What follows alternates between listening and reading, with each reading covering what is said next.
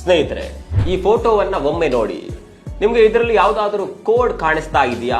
ನಿಮ್ಗೆ ಇದೊಂದು ಜಸ್ಟ್ ಫೋಟೋದ ರೀತಿ ಕಾಣಿಸ್ತಾ ಇರಬಹುದು, ಆದ್ರೆ ಈ ಫೋಟೋದ ಹಿಂದೆ ಸೀಕ್ರೆಟ್ ಕೋಡ್ ಅಡಗಿಕೊಂಡಿದೆ. ಅಡ್ವಾನ್ಸ್ಡ್ ಟೆಕ್ನಾಲಜಿಯನ್ನ ಬಳಸಿಕೊಂಡು ಕೋಡ್ಗಳನ್ನ ಕಾಣದಂತೆ ಮುಚ್ಚಿಟ್ಟಿದ್ದಾರೆ.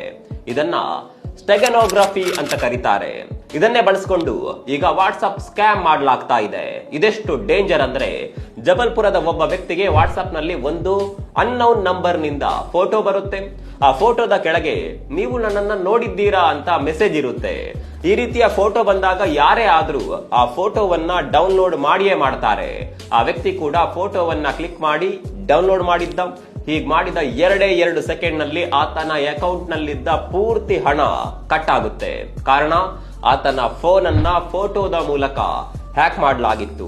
ಇಲ್ಲಿವರೆಗೆ ಹ್ಯಾಕರ್ಗಳು ನಿಮ್ಮ ಮೊಬೈಲ್ ನ OTP, ಪಾಸ್ವರ್ಡ್, ಯೂಸರ್ ಐಡಿಯನ್ನ ಬಳಸಿಕೊಂಡು ಹಣ ದೋಚ್ತಾ ಇದ್ರು. ಆದರೆ ಈಗ ಟೆಕ್ನಾಲಜಿ ಅಪ್ಡೇಟ್ ಆಗಿದೆ. ಈ ಒಂದು ಫೋಟೋವನ್ನ ಕ್ಲಿಕ್ ಮಾಡಿದ್ರೆ ಸಾಕು, ಆಟೋಮೆಟಿಕ್ ಆಗಿ ನಿಮ್ಮ ಮೊಬೈಲ್ ನ ಪಾಸ್ವರ್ಡ್, OTP ಹೀಗೆ ಎಲ್ಲ ಸೆನ್ಸಿಟಿವ್ ಇನ್ಫಾರ್ಮೇಶನ್ ಹ್ಯಾಕ್ ಆಗುತ್ತೆ.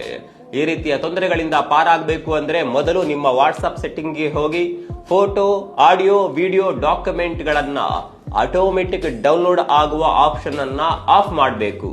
ಯಾವುದೇ ಅಪರಿಚಿತ ವ್ಯಕ್ತಿ ಸಂದೇಶ ಕಳಿಸಿದ್ರೆ ಫೋಟೋ ಡೌನ್ಲೋಡ್ ಮಾಡ್ಲಿಕ್ಕೆ ಹೋಗಬಾರದು.